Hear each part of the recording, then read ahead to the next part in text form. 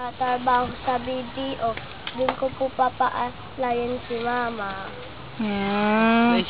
Ano pa naiisip mo para tulungan si mama kapag nawalan kayo ng pera?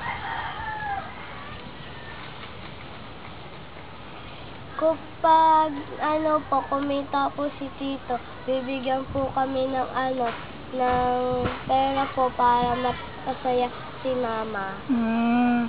Mahal na mahal mo ba mama mo? Opo. Eh si papa mo, mahal na mahal mo rin ba? Opo. Pag umuuwi ka, lagi mo ba silang pinaparamdam mo na mahal mo sila? Opo. Paano? Kinikis ko po sila. Ganon. Ilan ba kayo magkakapatid? 3 po. Eh yung mga kapatid mo, paano mo pinaparamdam na mahal mo sila?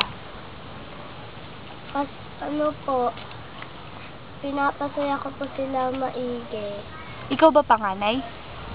Po, bunso. Wow, bait na bunso ah. Okay, thank you Nicole. Nicole ba? Isabel. Ay, si Isabel pala to. Ayun pala si Nicole, nagtatago. Ayun.